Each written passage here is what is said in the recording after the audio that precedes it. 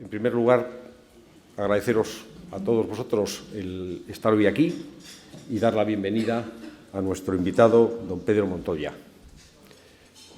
Al tiempo de agradecer a SUER la gentileza de sponsorizar nuestros desayunos.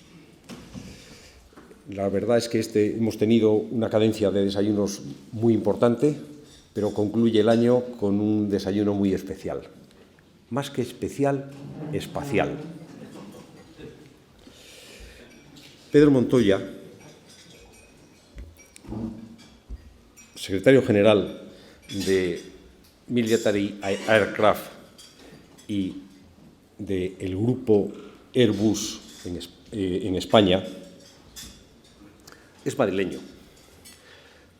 Licenciado en Derecho por la Universidad Complutense de Madrid, ha hecho un máster en el Instituto de Empresa y se incorporó muy pronto a responsabilidades muy interesantes. Inicia su carrera en una empresa de productos de consumo, en Procter & Gamble, donde estuvo aproximadamente 4 años. Más tarde se incorpora, pocos años después, a una empresa en España en aquel momento con una muy importante en el mundo aeroespacial, que era CASA. En responsabilidades jurídicas, llegando a ser director jurídico de CASA.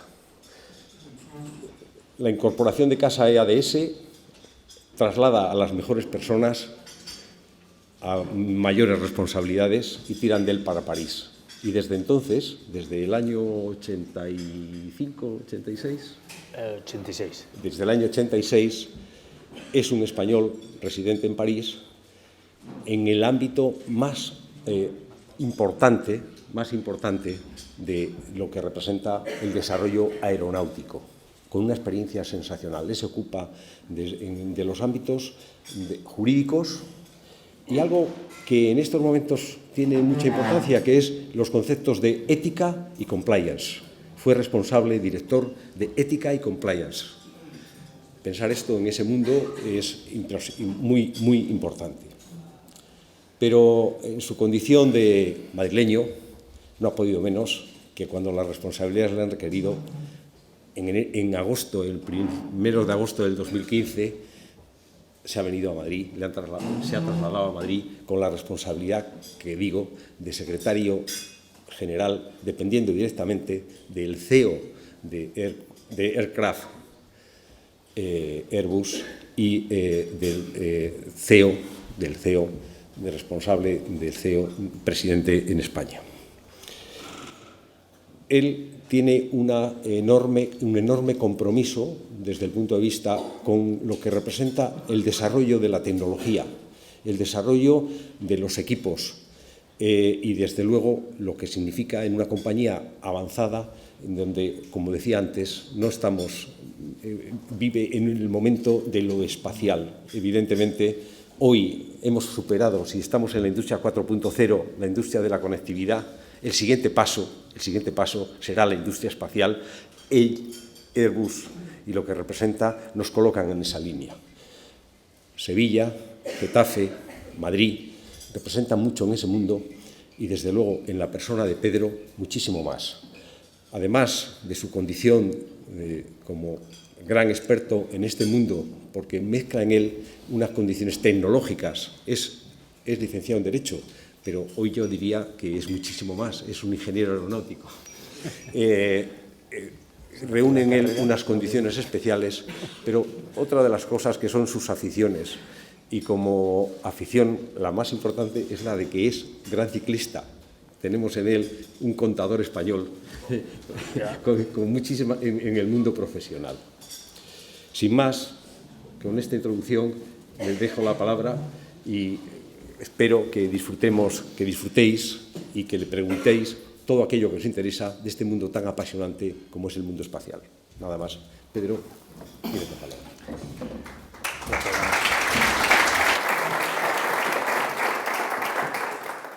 Muchas gracias, Manuel. Muchas gracias por la invitación En principio, pues la verdad es que para mí fue una sorpresa, no tenía el gusto de conocerte, nos conocimos el otro día en un acto para mí muy importante, que fue el premio Iberia como Español Universal, conocí a algunos de los que están hoy aquí, y bueno, pues para mí ha sido un privilegio y un honor que me invites, ¿no? Y bueno, me recuerda lo que mi amigo y sin embargo maestro, el magistrado del Supremo, Antonio del Moral, dice a menudo cuando empieza una charla, una conferencia. Dice que hay que tener cuidado y escoger entre el agradecimiento y la modestia, porque si no se puede caer como en aquella dedicatoria, aquel que dijo, pues este libro es para mi maestro fulano, maestro de geografía, al que debo la poca geografía que sé. Bueno, pues a pesar del riesgo de incurrir en esto, pues primero agradecimiento y segundo, pues decir que yo la verdad es que a este colectivo tengo muy poco que enseñar, muy poco que exponer, tal vez lo único, pues desde la modestia, pues compartir una experiencia personal y soy muy consciente también de que presentar en parte el grupo, que ese sí que tiene atractivo, yo creo que en la comunidad de negocios y para todos los directivos. Entonces, tratando de ser útil, bueno, pues me informé un poco efectivamente de qué se trataba esto de CEDE y vi que entre sus misiones, tiene algunas muy interesantes y cito de memoria, la estaba consultando ahora para no decir una tontería, está la proyección de la imagen social del directivo, del ejecutivo, la promoción de la ética en la actividad profesional y la formación del directivo. Yo creo que esto no es un desayuno de formación, pero sí puede ser un desayuno para hablar de eso, para hablar de la proyección de la imagen social del directivo, de cómo se ve al directivo español en Europa, bueno, de las dificultades que ha tenido un español como yo cuando se fue a Francia, no tan atrás, porque creí que me preguntabas cuando me incorporé a esto de los aviones, que me has atribuido la condición de ingeniero aeronáutico sin estudiar la carrera. Eso debe ser las nuevas tendencias, ¿no?, que permiten hoy a los chicos, no sé, por internet, uno ya saldrá ingeniero aeronáutico sin ir a la escuela, pero bueno, sí, algo se pega después de tantos años. En cambio, no, a París pues fui más tarde, porque fui cuando se crea el grupo Airbus, que se crea en el 2000. Y sí, ha sido una experiencia, yo creo que en lo humano, muy interesante, y es lo que me permite quizás, aparte de hablar un poco del grupo, con el conocimiento que tengo, no solamente por esta etapa, pero sí con la doble visión del negocio que existía aquí, que se llamaba Construcciones Aeronáuticas y que tenía ya una larga trayectoria, y cómo esa empresa pues, se ha integrado en el grupo Airbus, que es un proyecto verdaderamente europeo, ¿no? Y al mismo tiempo, cuando Manuel tenía la amabilidad de introducirme, me doy cuenta también de lo difícil que es hablar de un grupo como Airbus y explicarlo. Es como a veces como explicar a la Unión Europea, ¿no?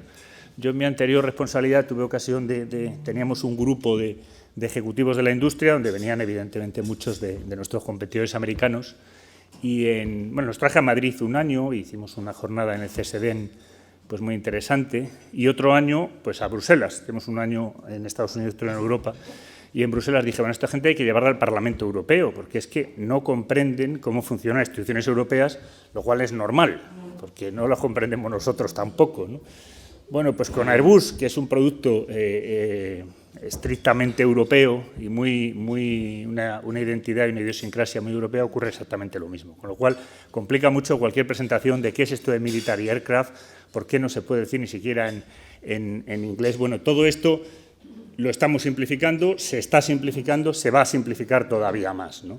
De momento ya solo somos Airbus, esto ya se ha quedado viejo, ya no hay Airbus Group, y Airbus es Airbus, que todos lo conocemos, nos lleva de vacaciones, y bueno, una línea aérea, si quiere funcionar bien y tener la rentabilidad que necesita, pues necesita aviones Airbus. Luego también hay otras opciones que no son malas y son seguras, pero eso lo conocemos todos, Entonces, Airbus es Airbus.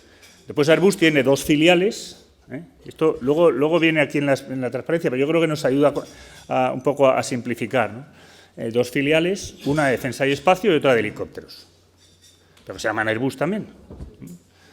Esto yo creo que simplifica un poco. Y lo que es más importante es que nos presentemos ante nuestros clientes, ante nuestros proveedores, ante los inversores, ante los poderes públicos, como una sola empresa, porque yo creo que eso les aporta más valor. En esa línea estamos y, bueno, esa es la misión que me ha animado a mí a a venir aquí. Voy efectivamente a tener que ser breve y lamento mucho y me disculpo por salir un poco antes de la hora en la que está esto programada. Yo creo que eso nos permitirá a todos aprovechar un poco más la jornada de trabajo, pero me tengo que ir a Albacete, donde entregamos precisamente un NH90 y no puedo llegar tarde. Entonces, bueno, yendo muy rápidamente, si funciona el puntero, yo, aparte de nuevo de hablar un poco de los productos y de cómo funciona Airbus, es muy bueno volver la vista atrás y hablar un poco de la historia. Yo creo que en todos los órdenes es importante, porque esta es una empresa joven, pero es una empresa que tiene mucha historia y que tiene una historia muy europea. Aquí esto que las sociedades fundadoras, que es un poco, no sé cómo decir, pero un poco presuntuoso, porque evidentemente quien funda lo que entonces se llamó EADS no son las sociedades como Construcciones Aeronáuticas y nuestros socios europeos, fueron los gobiernos. Yo creo que esto es importante porque, bueno, ahora que estamos hablando de evitar la intervención pública en la vida de las sociedades, cosa que es saludable, pues no hay que olvidar que los poderes públicos también han contribuido a preservar y a desarrollar una actividad tan importante como es la aeronáutica. Yo tuve el privilegio de estar en los años finales de los 90 en un ejercicio muy intenso que consistía en decir, bueno, tenemos que transformar esta industria que ha tenido éxito hasta aquí y hacer de la parte de aviones civiles, de lo que entonces se llamaba Airbus exclusivamente, los aviones civiles, una empresa de verdad. Porque era entonces lo equivalente a lo que en España es una agrupación de interés económico, en Francia un grupo de interés económico que no tiene capital y con la responsabilidad ilimitada y solidaria de sus socios. Eso hacía que para el desarrollo de nuevos aviones, como el 380, que requería unas inversiones masivas, pesaba en el balance íntegramente de sus 4 empresas fundadoras en el Reino Unido, Alemania, Francia y España. En la medida en que ya se habían privatizado la empresa inglesa, que hoy es British Aerospace, y la alemana, a través de la entrada en el capital de Daimler, se llamaba entonces DASA la empresa, quedando solo como públicas la parte francesa y española, aquellas sociedades, pues, bueno, lo que no querían era seguir desarrollando el negocio y que pesara sobre sus balances la totalidad de los nuevos modelos. De manera que para que Airbus se siguiera desarrollando necesitaba separarse de lo que eran entonces esos 4 grupos y crear una empresa independiente. Se intentó todo, se creó incluso un grupo de trabajo muy interesante, se constituyó un grupo de sabios ajenos a las empresas, de las 4 nacionalidades, junto con un ejecutivo y un ayudante, y entonces era el ayudante que llevaba el botijo, pero me permitió seguir aquello muy de cerca y ver cómo resultaba imposible. Es decir, separar la actividad de Airbus, no solo para nosotros, sino yo creo para las 4 empresas, no era cortarse la mano derecha, que ya debe ser molesto, sino cortar el tronco por la mitad, ¿no? Y desangrarnos y desaparecer. Y había razones de todo tipo para ello, entre otras, pues que las ingenierías estaban integradas, las inversiones, y bueno, si alguna vez tienen ocasión de ir a nuestra fábrica de Getafe, pues todavía seguimos muy integrados, aunque ahora ya cada vez menos. De manera que aquello se volvió inviable hasta que un día, no recuerdo exactamente la fecha, pero recuerdo el momento, llegó un fax de los 4 países más Italia y Suecia, creo recordar, no sé si era a nivel de ministro o de primer ministro, esto no lo recuerdo, que se llamaba EADC, European Aerospace Defense Company, diciendo, por si hay alguna duda, autorizamos y promovemos la constitución de un grupo aeronáutico europeo con actividades comerciales y militares. Es decir, quien rompe el tabú que todos asumíamos como directivos de que no podíamos juntar la actividad militar, y por eso veníamos trabajando de forma infructuosa en juntar los aviones comerciales, quien rompe ese tabú no es el directivo, sino que son las administraciones, después de algunos debates en los que yo no tuve ocasión de participar, pero claro, aquello fue un banderazo, nos pusimos todos a correr y en un tiempo récord pues teníamos el acuerdo montado, no entró Italia, no entró Suecia, no entró en el capital el Reino Unido, pero bueno, hubo estas sociedades fundadoras, eran entonces Construcciones Aeronáuticas, Aeroespacial Matra y Daimler Chrysler Aerospace. Bueno, Aeroespacial Matra tiene su pequeña historia, no lo quiero hacer largo porque aquí estamos hablando de directivos españoles, pero en definitiva lo que pasó es que los alemanes, que ya eran privados, pues no les gustaba mucho la idea de juntarse con empresas públicas. Y entonces el gobierno francés, el gobierno socialista francés de la época, en un tiempo récord también y bastante asombroso para un país pues muy burocrático como es Francia, con una burocracia muy eficiente pero muy burocrático, promueve la fusión en términos de igualdad entre un gran grupo en tamaño como era Aeroespacial y un grupo privado que pertenecía al señor Lagardère, que era Matra. De forma que el señor Lagardère y sus equipos toman la gestión del Grupo Aeroespacial Matra y se constituyen en interlocutores válidos para los alemanes. Esa fue la clave del éxito. Hubo un segundo factor que ese sí que nos interesa a España. Todo esto no está aquí porque nos daría para un libro más que para una transparencia. Esto sí que nos interesa a España, es que en aquellos tiempos el gobierno español, que presidía José María Aznar, privatiza construcciones aeronáuticas. Tampoco estoy en los secretos de cómo se le ocurrió, pero me imagino que para preparar de nuevo la integración en Europa en términos que fueran más aceptables para nuestros socios. Aquello se hace con carácter previo, estoy haciendo un pequeño flashback, y se presentan pues todas estas empresas que ya eran socios nuestros y clientes y estábamos un poco en la misma familia. Y para la sorpresa general lo ganan los alemanes, es decir, todo el mundo apostaba entonces, había más tradición, más tamaño y más fortaleza financiera por parte principalmente de los ingleses. La parte francesa, siendo pública con el respaldo del Estado francés, lo podían haber hecho. La oferta más interesante fue la alemana. Bueno, comprendimos después que aquello era para que los alemanes ganaran peso y pudieran negociar con los franceses en condiciones de igualdad, una igualdad que era bastante discutible, ¿no? Y entonces Construcciones Aeronáuticas, más pequeña que nuestros socios alemanes y franceses, tenía una gran importancia. Tenía una gran importancia porque somos socios del Eurofighter, ahora lo veremos, el avión de caza europeo, donde no está Francia.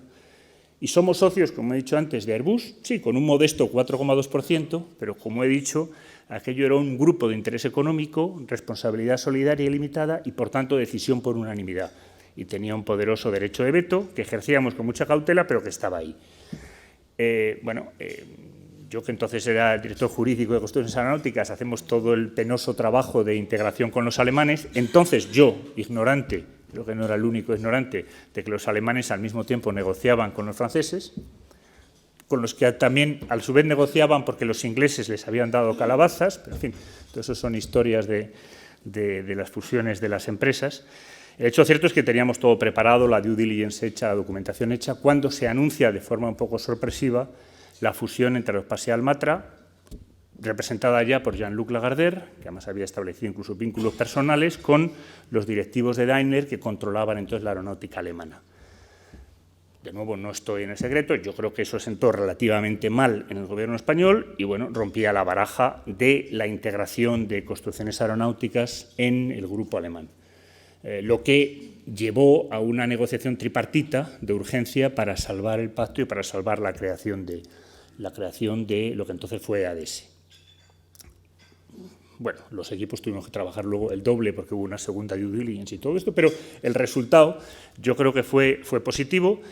Tiene su interés, creo, el contar estos sucedidos que son un poco complejos, porque yo creo que en última instancia, y he tenido ocasión luego con el tiempo de hablar con el que era entonces ministro de Industria, que fue consejero del grupo, con el que fue entonces presidente de la SEPI, que es consejero de una empresa filial, yo creo que el resultado fue excelente. Yo creo que no solamente ha permitido que lo que fue Construcciones Aeronáuticas se haya desarrollado más, hablaremos ahora de algunas inversiones que no habría podido acometer ni lo que entonces fue INI o TENIO o SEPI, sino que, bueno, hemos formado parte de un proyecto extraordinario. Pero también dice mucho de cómo se ha construido Europa. Yo creo que dice mucho de la complejidad de cualquier proyecto europeo. Este es un proyecto industrial, empresarial. Proyectos políticos de otra índole, cuando nos impacientamos, nos olvidamos la enorme complejidad que hay detrás de ellos y que a pesar de eso se consigue. Y se ha conseguido que hoy pagamos en euros y se ha conseguido pues, una mayor integración de otra índole, tal vez todavía no fiscal, pero vamos avanzando y todavía ciertamente no en el dominio de la defensa, pero también estamos avanzando. Y yo creo que nosotros somos un símbolo de eso. Somos un símbolo de la complejidad, pero somos también un símbolo de la voluntad europea. Porque detrás de todas esas dificultades y para superar esas dificultades hace falta una clara voluntad de hacer las cosas. Y esa voluntad existía a finales de los años 90, cuando estaba negociando todo esto para que fuera efectivo en julio del año 2000, Y no creo que esa voluntad exista hoy. Yo creo que hoy sería imposible la creación de un grupo como Airbus. Y, por tanto, habría sido imposible que Europa tuviera, en una industria como la aeroespacial, la capacidad de competir de igual a igual con los Estados Unidos. Eso a mí me parece que nos debería hacer reflexionar. Desde entonces, porque si no, no paso de la historia, yo creo que es bueno ver el presente y la evolución, y muy rápidamente, bueno, pues el crecimiento del volumen de negocio yo creo que habla por sí mismo, en un periodo de extraordinaria dificultad, que no hace falta que destaque, de extraordinaria dificultad que empieza en el 2001, porque no hace falta que recuerde que los atentados en Nueva York se hacen con aviones. Yo, bueno, por introducir una anécdota personal, me mudé, aunque la sociedad se crea en julio del 2000, con un periodo un calendario muy apretado, porque era necesario que la sociedad estuviera cotizada en esa fecha para anunciar el lanzamiento del 380, que eran inversiones masivas, en fin, los mercados pedían ese calendario tan concreto. Luego me mudé con mi familia un año después, porque había todavía muchas tareas de integración que hacer en Madrid. En fin, yo me mudo ese verano, no me acuerdo exactamente la fecha, el mes de agosto. El 11 de septiembre entraba mi hija mayor al colegio por primera vez. Antes había hecho la guardería en Madrid. Y como era unas horas solo, pues aquello fue a primeras horas de la mañana, las horas de comer en Madrid, las horas después de comer en París, pues yo esa tarde me la cogí para acompañarla al colegio con mi mujer, dar un paseo por el parque, que hacía bueno, y luego recogerla de nuevo. Y en ese momento me llamaron amigos y compañeros de Madrid, ¿te has enterado de lo que está pasando? Y yo busqué una televisión, que entonces en París no había ningún sitio, pues se pagaba una tasa y ningún bar tenía televisión, y consigo, la anécdota la estoy enriqueciendo un poco, pero créanme que es verídica. Veo un kiosco de prensa, y bueno, los kioscos de prensa en Madrid tienen al menos una radio.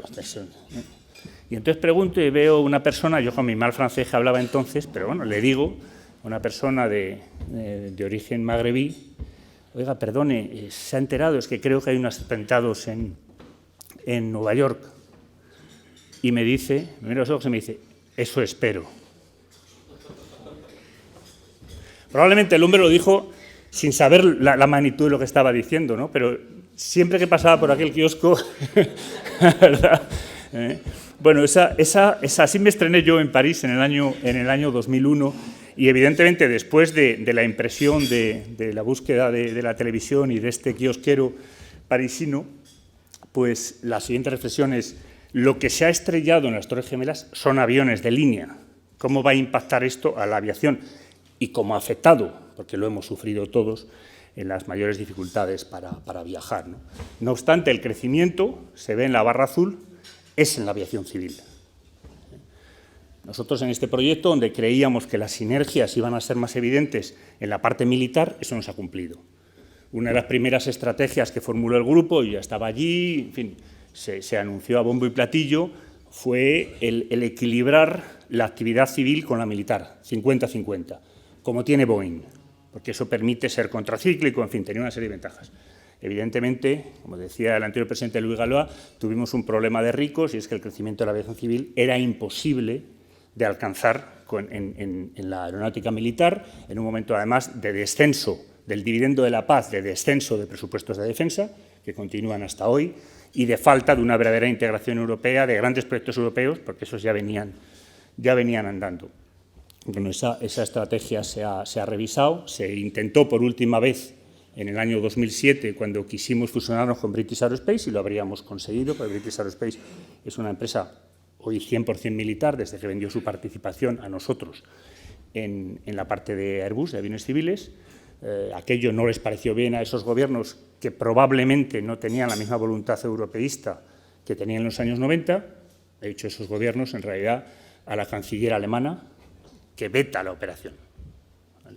Estoy con esto ya acercándome mucho más al presente, porque aquello que fue un momento, yo creo que un momento de esos cruciales de la historia de una empresa, y que evidentemente, entre otras cosas, normalmente podría haber costado la cabeza al CEO y haber, no sé, quizá vuelto atrás el proyecto de empresa, pues bueno, por una sucesión de factores permite que la gobernanza del grupo se cambie y que esa intervención estatal que permitía hasta entonces ejercer derecho de veto en decisiones como esa, se elimine lo aceptan tanto el gobierno francés como el alemán, posteriormente el español, y hoy, si bien están en el capital, debería estar por aquí, sí, si bien están en el capital agencias equivalentes a la SEPI, bueno, no de la misma naturaleza, pero en fin, en cualquier caso el Estado francés y el alemán y la SEPI no tienen ningún derecho político especial, salvo unas protecciones contractuales en dominios, en sectores clave de la defensa.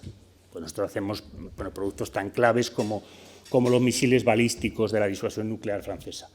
Sobre esas áreas hay unas protecciones, pero en la gobernanza del grupo pues ya no existen, de forma que hoy no existiría ese derecho, formalmente, ese derecho de veto para una operación de esa naturaleza. Subrayo lo de formalmente porque no tendremos tiempo, pero también pretender que una industria como la aeronáutica no tenga influencia política, pues evidentemente sería una ingenuidad por mi parte. Pero fue un cambio muy importante de gobernanza de la empresa. El grupo estaba organizado hasta este mes de esta manera. Ahora hay un consejo de administración enteramente independiente. Todos los consejeros son consejeros independientes, excepto el CEO, el consejero delegado. Lo preside Denis Gant, que fue presidente de Thales. Y sí, como la independencia política pues no está en la parte formal, pero sí en la parte informal, pues hay un equilibrio interesante de nacionalidades, pero con personas pues no de nacionalidad francesa, pues del reconocimiento de Jean-Claude Trichet ante el gobernador del Banco Central Europeo, y en la parte alemana, bueno, antes había ejecutivos de Daimler, ahora pues hay personas que representan otros sectores de primera línea, ¿no? Hay británicos, hay norteamericanos y hay un español, que fue efectivamente Josep Piqué hasta hace poco, antes Juan Manuel Garay y actualmente Amparo Moraleda, que se escogió mediante un proceso completamente independiente y que dio lugar a un malestar considerable en España. Yo pienso que, uno, por la novedad, y dos, porque quizá ese margen de hasta dónde llega la intervención o no de los Estados, pues está todavía por fijarse. Pero bueno, como no tiene sentido que les cuente la historia de la empresa sin decir cosas que son bastante evidentes, están en la prensa, pues no lo vamos a obviar. Yo tuve el privilegio de conocer bien el Consejo. La verdad es que hasta la entrada de Amparo Moraleda, porque yo entonces estaba volviendo para España, y es un consejo de administración que funciona pues como cualquier sociedad cotizada que se precie, con sus comisiones correspondientes. En mi última responsabilidad que hice allí de compliance, de la que espero hablar un poquito, si no me extiendo demasiado en la historia, pues reportaba trimestralmente.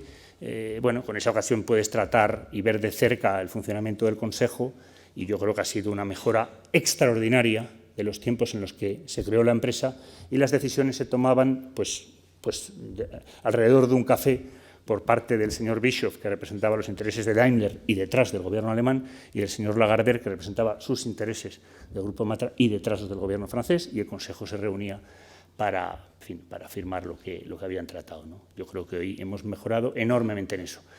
Lo siguiente pues, es tener un comité ejecutivo que hoy también se está simplificando, en fin, con las funciones básicas, y esto de las tres divisiones, como he expuesto antes, ya no es así. Ahora tenemos Airbus, es Airbus, y hay dos filiales.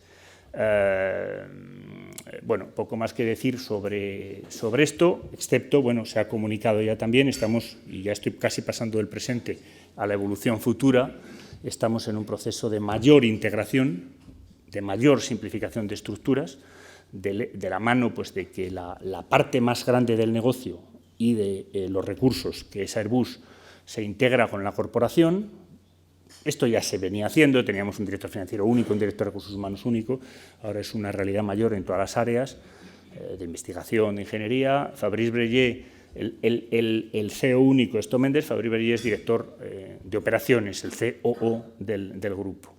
Pero bueno, se siguen manteniendo las dos divisiones, y la antigua Construcciones Aeronáuticas, pues la gente dice, la encontramos aquí en Defensa y Espacio. No es verdad, necesariamente. La antigua Construcciones Aeronáuticas la encontramos en todas partes, porque hay una parte muy importante que fabrica piezas de los aviones comerciales, que ahora enseguida los muestro, pero los conocen perfectamente, donde hemos aumentado nuestra participación. Esa es otra de las partes de la historia del éxito de las que no se habla.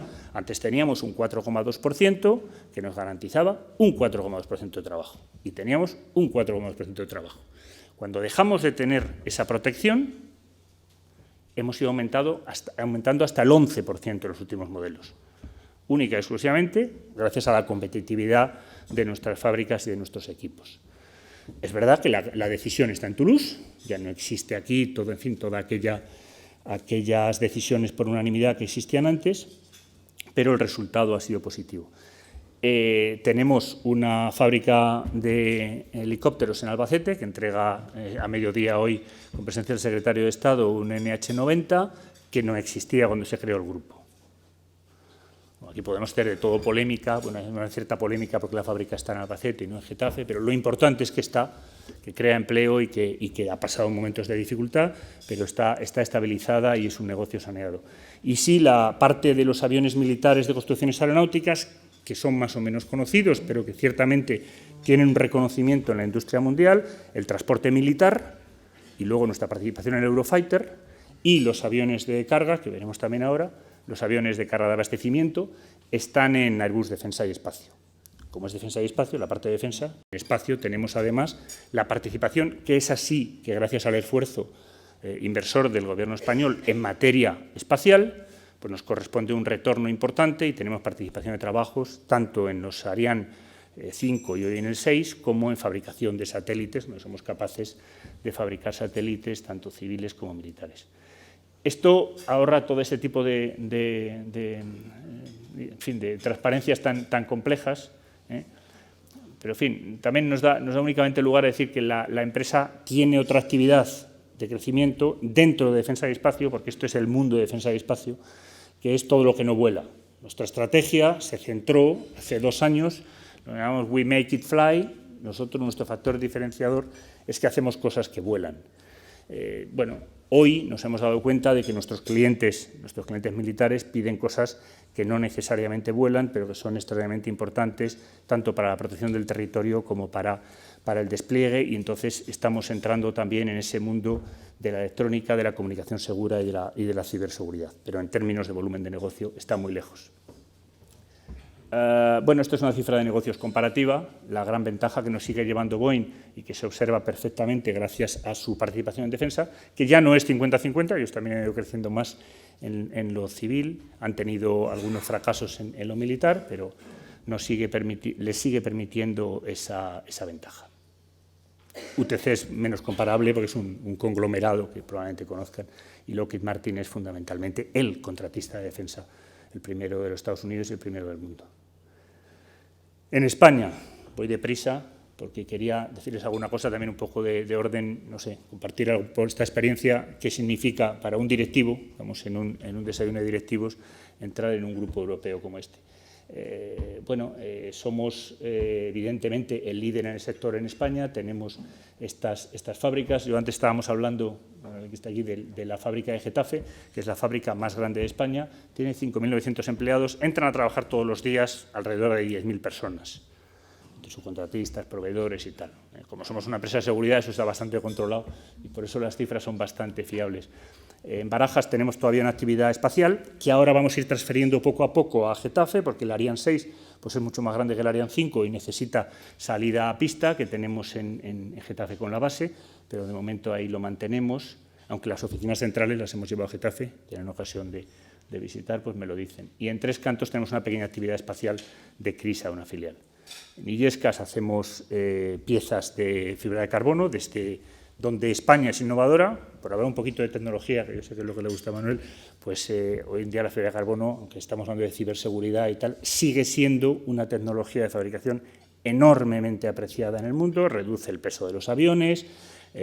Bueno, España fue innovadora pues hoy en los años 90, no sé, yo acababa de llegar y era presidente todavía Javier Álvarez Vara y yo creo que no existía la SEPI, debíamos ser INI o TENEO, y la fábrica existe en Illescas porque ya este país era como era y teníamos el efecto frontera, las diferencias entre comunidades, y de Getafe se llevó a Illescas y se construyó allí, y la verdad es que en torno a eso hay hoy en día otras empresas subcontratistas nuestras, como Aernova, que tiene una fábrica al lado, como yo digo, también como índice de cómo el grupo Airbus y un proyecto europeo lo que aporta a España, pues una empresa como Aernova, que es subcontratista nuestra, tiene el tamaño que me encontré yo en construcciones aeronáuticas cuando entré en el año 86, 87, cuando fuera. Y es una de nuestros subcontratistas. Es decir, el sector ha crecido, no solamente nos ha ido bien a nosotros, sino que ha tenido un efecto de arrastre real. y la tecnología de fibra de carbono también, por cierto, donde además hoy la competencia es mundial y España sigue siendo un referente. Tenemos, no aparece aquí, pero tenemos, por cierto, una fundación de materiales compuestos con el CEDET y con la Comunidad de Madrid, que queremos hacer más abierta y más transversal. Y luego tenemos en Sevilla, que era nuestro segundo centro, pues 2 fábricas muy importantes, una en San Pablo, en el aeropuerto, donde se fabrica el 295 y el A400M, donde tenemos una competencia reconocida en el mundo, somos el mejor fabricante de aviones de transporte militar, producto que necesitan las Fuerzas Armadas por razones evidentes de logística, y tenemos estos 2 productos y esperemos poder tener más en el futuro. En Tablada hacemos piezas, pero en Tablada hubo un aeródromo en los viejos tiempos, eso me lo cuentan los históricos del lugar, hoy no existe, pero es una fábrica muy en el centro de Sevilla, pero muy moderna, donde se ha invertido mucho, y como ejemplo de competitividad, si me crezco empiezo a presumir de los logros de Airbus en España y no paro. Como ejemplo de competitividad, tanto ahí como en unas fábricas de Cádiz, se fabrican piezas de Boeing. Evidentemente, Boeing no nos da trabajos por nuestra cara bonita, ni porque seamos españoles, ni por cuotas, ni por protecciones. La de Sevilla, espectacular, es un proveedor de Boeing que recibe premios todos los años. La de Cádiz, lo que llamamos el CBC, que está en el puerto de Santa María, que la movimos de la parte de Cádiz, de la Tacita de Plata, al puerto de Santa María, y se modernizó también, pasó un momento difícil y ahora es muy competitiva. Se puede ver una línea de fabricación de lo que llamamos las nacelle, las góndolas que envuelven los motores para el 320, para el 320 Neo. Y al lado, la del 737 MAX. Son los 2 archicompetidores. De nuevo, esto, los de Boeing, cuando van allí, lo ven igual que lo veo yo. Tenemos además Puerto Real, donde se hacen piezas de aviones civiles, y he hablado de Albacete con los helicópteros. Y a ver, yo no quería presumir mucho más. El sector, la importancia del sector, esta sí es buena, esta aprovecho, porque esta sí que es buena, y tengo algún compañero de la Asociación de Fabricantes de Aeroespacial y de Defensa. El sector es muy importante. Este sector es el aeroespacial, con lo cual estas cifras no estoy seguro que sean consolidadas aeroespacial y defensa. Cuando se habla de tecnología, a la gente le encanta hablar de tecnología, qué aporta el 320 Neo, la fibra de carbono, el nuevo motor, cosas que además se creen que yo lo sé, e insisto, no soy ingeniero. Es decir, sé el resultado, a las aerolíneas les gustan, gastan 20% menos de combustible y se vende mejor. Bien. Lo que sí sé es que sin actividad en el sector de la defensa, este futuro se va a interrumpir, antes o después. Ha sido así en Europa, en Estados Unidos, está siendo así en China, en todas partes. Y hay un pudor por hablar de la industria de la defensa. No sé, debe ser que a uno le sacan luego en YouTube, en fin. Hace poco me pasaron, por cierto, por un WhatsApp, es que he cambiado de teléfono y lo debo perder, una chica simpaticísima y tal, poniéndonos a caldo, ¿no? Digo, la vamos a contratar a directora de comunicación porque es lo que nos hace falta, porque somos muy malos comunicando en esto. El sector es muy importante. El sector es muy importante porque genera tecnología. Y genera tecnología los programas de defensa. Y los programas de defensa se pagan de forma vergonzante. Se lanzan de forma vergonzante y se pagan de forma vergonzante. Y donde además hace falta voluntad política y hacerlos juntos. Y no lo estamos haciendo. Por lo tanto, somos menos eficaces para servir a nuestras sociedades en lo que tienen que servir las Fuerzas Armadas, las equipamos peor y nos cuesta más dinero. Y si no vamos en esa línea y no garantizamos no solamente la autonomía de suministro de nuestras Fuerzas Armadas, que es fundamental, y hacemos pedagogía, y pasa en el presupuesto, por cierto, de este año, porque claro, si hago un discurso de los PEAs, Antonio, entonces ya ni termino a las 10 ni terminamos en todo el día. Pero hay que ir al Parlamento, explicar por qué la defensa es el primer bien público antes de todos los demás y que eso cuesta dinero y que hay que pagarlo. Y que una parte de sus costes, y no pequeña, es el equipamiento. Y el equipamiento es caro, pero tiene además otras ventajas de creación de empleo e inversiones, y lo dejo ahí. Más cosas. Airbus Group en España, la subcontratación, yo creo que me he referido ya, la generación de empleo, en fin, todo esto está un poco dicho también. Suministradores, no sé por qué he hecho una referencia antes a Arnova, simplemente porque he pensado en nuestra fábrica de Illescas, tienen una al lado, que es un poco injusto, hay otras muchas, bastante bien repartidas por el territorio nacional, aunque, como es lógico, la presencia histórica de entonces Construcciones Aeronáuticas y hoy Airbus, pues entre, vamos a decir, Getafe y Sevilla-Cádiz pues ha hecho que también se concentren allí, pero bueno, hay empresas como Aciturri, que tiene el origen, por eso aparece ahí La Rioja, tiene el origen por ahí, en Miranda, si no me equivoco, se llama, es el fundador de la empresa, y bueno, y otras el País Vasco, evidentemente. Los productos, y aquí, bueno, también lo mismo, pero claro, ya como ya he dicho, soy abogado, no tengo ninguna credibilidad para hablar de aviones, o sea que lo único, el Aviocar, que le tenemos mucho cariño, este ya no se monta, pero sigue operándose en muchos países, porque es un avión tan resistente que nos lo siguen pidiendo y tenemos que insistir que no se fabrica aquí, se fabrica en Indonesia bajo licencia, y se vende aunque no lo vendamos, es decir, estas cosas que... El CN235, que fue el precedente del C295, y el C295, que es el líder en el mercado, el líder probado. Cuando entregamos el A400M, que viene a continuación en Sevilla, con todas las dificultades y retrasos y sobrecostes que ha tenido, también hay que hablar de eso, en su discurso la ministra, como al poco iba a ser la fiesta de la patrona, dijo bueno, que la Virgen de Loreto pues ampare este proyecto, este avión y la operación en las Fuerzas Armadas. Y cuando tuve ocasión de ver a la ministra en la patrona, le dije, bueno, dijiste esto, lo primero que hemos hecho es ganar un contrato en Canadá a 20 años, 16 aviones que serán más, un cliente tan exigente como Canadá, 15 años de campaña comercial, 15 años, y 2,3 millardos de euros, porque son 20 años de operación que va incluido en el precio. Entonces, no hace falta que diga cuántos aviones se han vendido en todas las partes del mundo. Esta semana pasada, en un cliente como Canadá. Y bueno, el avión hoy en día va equipado. Esto es solamente la versión de inteligencia y de reconocimiento, pero el 295 es un avión muy versátil, en el cual estamos certificando un buen número de versiones, desde el abastecimiento de helicópteros hasta una versión armada. Bueno, y el pequeño AWACS, lo hemos vendido, o el apagafuegos, o sea que bueno, si tuviera más tiempo con la presentación iría con más detalle. Este es el abastecimiento en vuelo y este es el cañonero, me adelanto. El A400M es y esto voy a ser también sincero, este es un ejemplo de la dificultad de hacer programas europeos, es un proyecto que nos está costando muchísimo dinero a nosotros y a los clientes. Es un proyecto que se diseñó mal, probablemente bueno, por torpeza, no vamos a atribuir ahora culpas, pero evidentemente son mutuas y lo estamos pagando muy caro. En cualquier caso, es un proyecto excepcional, que no tiene competencia y que no tenemos ninguna duda de que se venderá en todo el mundo en el que podamos vender, porque sobre esta parte de los productos militares, pues, en fin, mucha gente lo conoce ya, pero es lógico.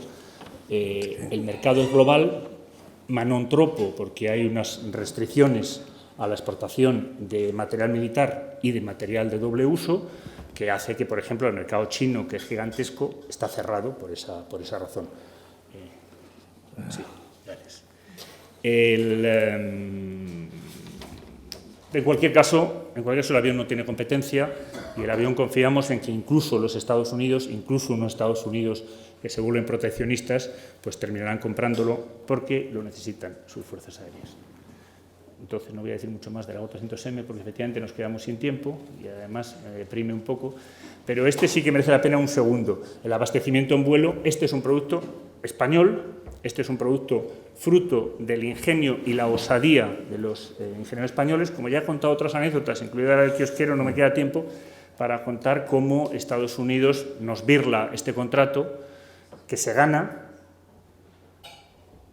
Lo voy a contar, pero va muy rápido. Esto sí que sale en YouTube y es fatal. Bueno, la Fuerza Aérea quería reemplazar estos aviones porque eran, en fin, del año de la Tana, cuando se cayeron las bombas aquellas en Almería, era una operación de reabastecimiento en vuelo de los aviones que tenía la Fuerza Aérea norteamericana, y eran los mismos. Había que renovarla y dicen, bueno, no hay más que Boeing, y le hacen un pedido a medida de fuente única de suministro. Y el senador McCain, antes de ser candidato a la presidencia de Estados Unidos, era presidente del Comité de Defensa del Senado y dice, no, a mí esto de suministro único no me gusta, que se invite a otros. Mire, senador, el general que lo haga. Y llega una petición de ofertas, y entonces unos cuantos ingenieros locos aquí en Getafe, sin tener producto, dicen, nosotros se lo hacemos, le transformamos un 330. Entonces el senador McCain dice, hombre, ¿ves cómo está? Anula la competencia anterior y lanzan un concurso formal, en fin, con todas las garantías del sistema americano.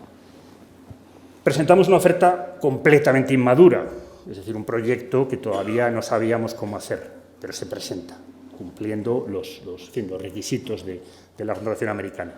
Y comete el error histórico, está documentado, no descubro nada. Boeing corrompe, soborna a una funcionaria del Pentágono para que le filtre nuestra oferta. El CFO fue a la cárcel, el CEO se le despidió, la mujer en cuestión fue a la cárcel también, y lo malo es que nuestra oferta era un bluff. Pero se anuló la oferta, se lanzó otro concurso y entonces ya sí teníamos producto. No solamente teníamos producto que se desarrolla aquí, sino que lo había comprado Australia, lo había comprado el Reino Unido. Me estoy equivocando un poco de calendario porque quizá cuando presentamos la segunda oferta todavía no habíamos ganado estos dos concursos, pero ciertamente lo presentamos y lo ganamos. Y se gana también el de Estados Unidos, porque es un producto superior al que tenía Boeing, que tampoco lo tenía desarrollado. Para entonces ya teníamos nosotros más avance en el desarrollo. Ellos proponían el 767, es una gasolina volante más pequeña, ¿de acuerdo? Lo ganamos. Boeing protesta, y en los últimos días de la administración Bush dejan la protesta pendiente a la administración siguiente, que una de las primeras cosas que hace es admitirla. La verdad es que los funcionarios americanos beneficiaran a Bush en una selección de esta naturaleza, pues evidentemente no tiene mucha credibilidad, pero se anula y se saca una nueva especificación que beneficia más a un avión menos pequeño, o sea, más pequeño y con menos capacidad como el de Boeing, pero otras ventajas de coste, y por tanto ganan en la prórroga. Estoy contando no solamente su opinión mía, nosotros íbamos con Northrop Grumman, que tiene toda la experiencia como contratista de defensa americano, nos dijo, esto está dado para Boeing, nosotros nos retiramos. Lo único que pudimos hacer ese partido es jugarlo solos, nos permitieron presentarnos solos y, bueno, y hacerles pasar a Boeing algún apuro, bajar los márgenes, y ellos tendrán alguna dificultad para desarrollar un avión que estará muy lejos de tener las capacidades del nuestro, que por tanto ya terminarán por mirar. Este es el American. El Eurofighter, proyecto europeo, he hablado de él, como me como el tiempo y soy yo el que metió la prisa, pues me salto todos los demás, no puedo hablar despacio, me van a matar mis compañeros despacio, ¿cómo vamos a hacer grupos si no hablo del resto del grupo?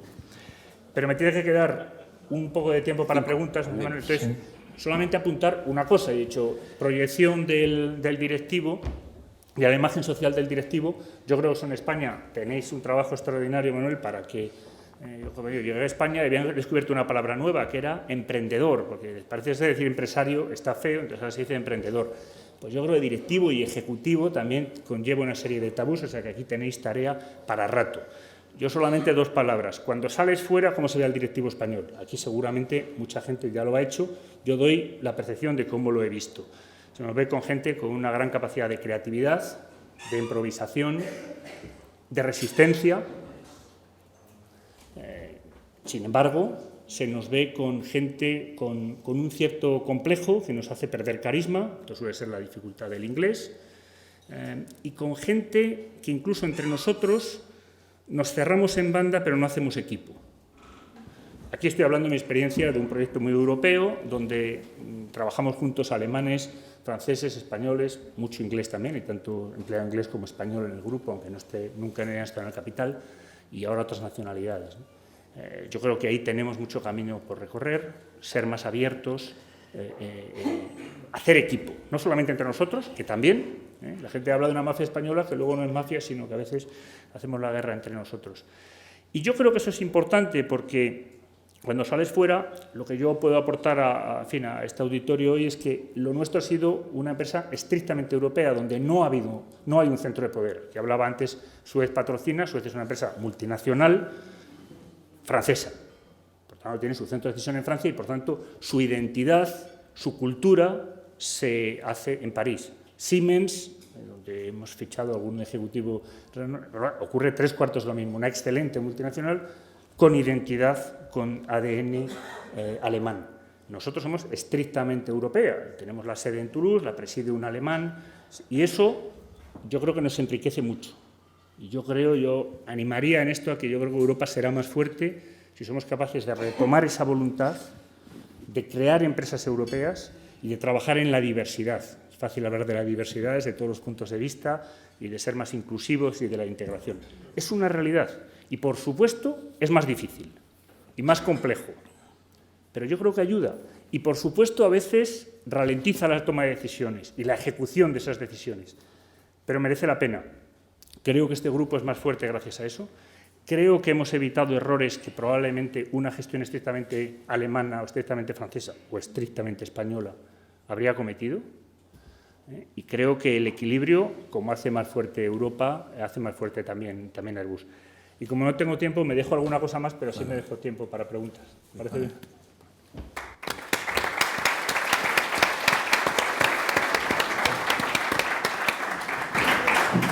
Las preguntas las va a realizar Francisco Cal, que, como sabéis, es presidente de la Asociación de Ingenieros Industriales de Madrid. Francisco, bueno, adelante, muy rápido, porque el horario lo vamos a cumplir. Pedro, como estamos en un foro de directivos y enlazando con lo último que has dicho, yo tenía una pregunta concretamente, puesto que sois producto de la diversidad. Tú has invocado la palabra diversidad. ¿Cómo gestionáis la diversidad? ¿Cómo se trabaja en equipo con gente procedente de todas partes? Pues yo creo que te agradezco mucho la pregunta, porque además había alguna, alguna parte de la presentación que no he podido llegar a ella que lo muestra. Yo creo que, uno, hay que tomárselo en serio. Para tomárselo en serio hay que pasar de la parte de las declaraciones a la parte de la parte nuclear del negocio. Es decir, tiene que estar entre las prioridades formuladas del grupo. Traía aquí un póster con las prioridades de este año 16 y está. Y tiene que formar parte de la remuneración de los directivos. Tiene que haber un programa de sensibilización y tiene que formar parte de la remuneración. Nosotros lo integramos en un concepto más amplio que no solamente incluye la responsabilidad social, sino la ética y lo que traducimos aquí por cumplimiento. Eso nos permite atacar la diversidad desde varios ángulos, desde la integración de personas con discapacidad hasta la promoción de una real igualdad de oportunidades por género, por nacionalidad, cosas que no son triviales, por edad. Hay esfuerzos decididos por promover nacionalidades, romper cuotas, pero al mismo tiempo favorecer una plantilla más equilibrada. Nos queda muchísimo por hacer, pero yo creo que la clave es ponerlo en los objetivos del directivo. Has tocado el tema espacial, y aquí hay varias personas que están muy interesados en el asunto. ¿Qué representa lo espacial para Airbus? En concreto, los satélites Ingenio y Paz. Está casi le voy a dar la palabra, a Elena. Yo le pregunto.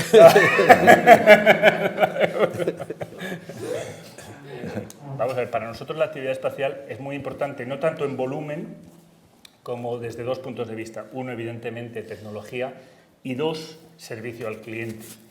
Es decir, si estamos hablando de satélites militares, las Fuerzas Armadas necesitan para su operación no solamente aviones de combate y otros equipos de tierra y de la Armada, sino observación del terreno, anticipación a las amenazas, comunicación, información que es básica.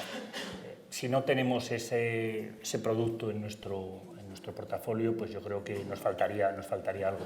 De forma que la integración es muy sencilla porque, aunque la tecnología sea muy diferente, en realidad abordamos la misma necesidad. Y a mí me gusta decir una cosa, aunque nosotros nuestra estrategia la llamamos We Make It Fly, yo creo que las empresas no son lo que hacen, sino la necesidad que sirven. Y si nos olvidamos de eso, perderíamos algo.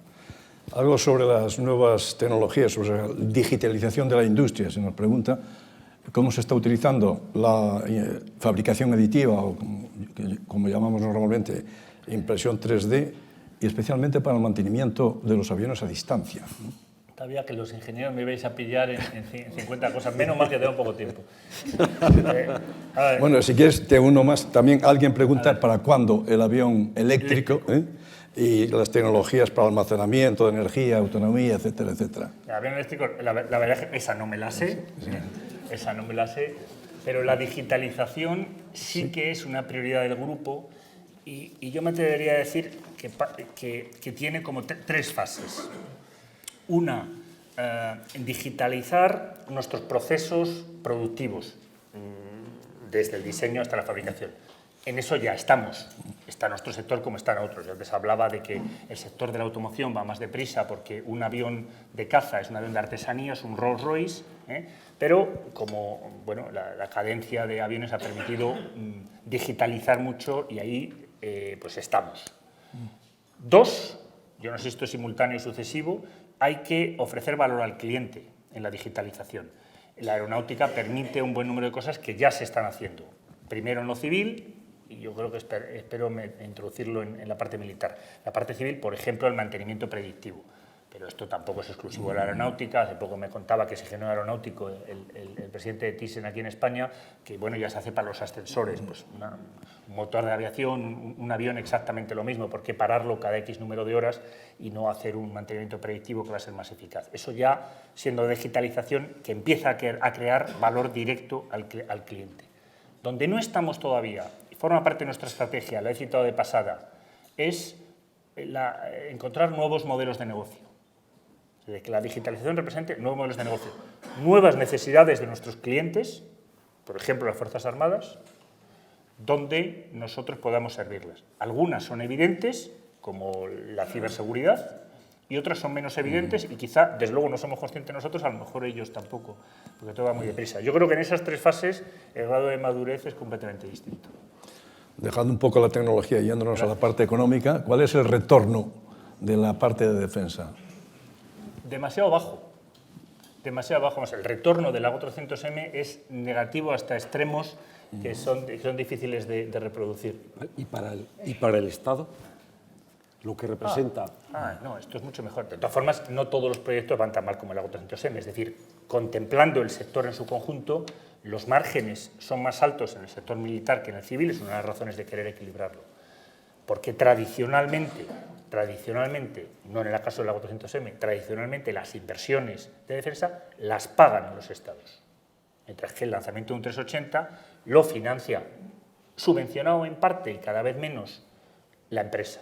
Y por tanto nuestras dificultades comerciales con el 380 pesa directamente sobre nuestro balance, como las del A400M. Tradicionalmente en los proyectos de defensa no es así y paga el desarrollo directamente, tanto en Europa, mucho más en Estados Unidos, los estados. ¿Qué retorno tienen? Ese es donde nosotros efectivamente deberíamos medirlo más, tiene un retorno evidente. En primer lugar, necesitan un producto. Y si no nos encargan su desarrollo y nos adaptamos a sus necesidades, a su especificación, no lo tendrían. Eso es lo primero que obtiene las Fuerzas Armadas encargándonos un producto nuevo. Lo segundo, obtienen tecnología, autonomía, es decir, no es lo mismo comprar un avión, aunque sea de un país amigo o aliado, que por razones de reglamentación puede dejártelo en tierra cuando quiera, que tener esa capacidad de autonomía. Y luego ese retorno añadido de tecnología y de empleo. Y seguro que me dejo cosas que tendremos que explicar mejor. Porcentajes superan el 100%. Mira, eso te lo sabes tú. Muchas gracias. Sí, efectivamente. Otra de ámbito ya de expansión. Dice, ¿cómo afecta el Brexit? Y al mismo tiempo otra pregunta. Dice, ¿cuál es la estrategia del grupo en el ámbito civil en el sudeste asiático? No sé si una cosa puede compensar a la otra. Sí, aunque no es Brexit, es la segunda es de Donald Trump. Nosotros el Brexit de momento está teniendo un impacto muy limitado. Puesto que nosotros que fabricamos todas las alas de los aviones civiles en Inglaterra, de momento lo único que puede tener es un efecto de costes porque la libra ha bajado, ¿no? Pero no se está notando en otro sentido. No obstante, pues claro, lo seguimos con mucha atención y de hecho hicimos campaña activa contra el Brexit y ahora estamos haciendo campaña por el soft Brexit para que no haya aranceles, ¿no? En un mundo que ya no tiene aranceles prácticamente en nada. Lo que sí puede tener una incidencia en Asia es más bien la política de Donald Trump. Es decir, Donald Trump ha hecho campaña diciendo que iba a poner barreras a los chinos. Bueno, se ponen barreras a los chinos. Nosotros y Boeing entregamos entre el 20 y el 25% de los aviones comerciales todos los años en China. Si eso abre una guerra comercial entre Estados Unidos y China, puede ser un riesgo, puede ser una oportunidad. Pero eso yo creo, sin hablar de la posible desestabilización, porque los chinos lo tomen no solamente como un agravio comercial, sino como un agravio puro y duro y incrementen una escalada militar que no sabemos dónde nos llevaría. Pero, por cierto, Estados Unidos ha dicho que es hora de que los europeos se paguen su defensa, incluido en la OTAN, lo cual nos llevaría a que los Estados asuman su responsabilidad, incrementen el presupuesto de defensa y, por tanto, los proveedores de defensa pues tengamos ahí. Perdón, no tenemos tiempo para más. Nos hemos comprometido que a las 10 en punto terminábamos. Faltan 2 minutos y queremos despedirte con un fuerte aplauso, agradeciendo realmente tu intervención y lo que nos has dejado. Nos has trasladado muchas ideas y, sobre todo, responsabilidad en ese planteamiento del directivo, en ese proyecto del directivo para hacernos fuertes y hacerlo ver. Muchísimas gracias. Muchas gracias.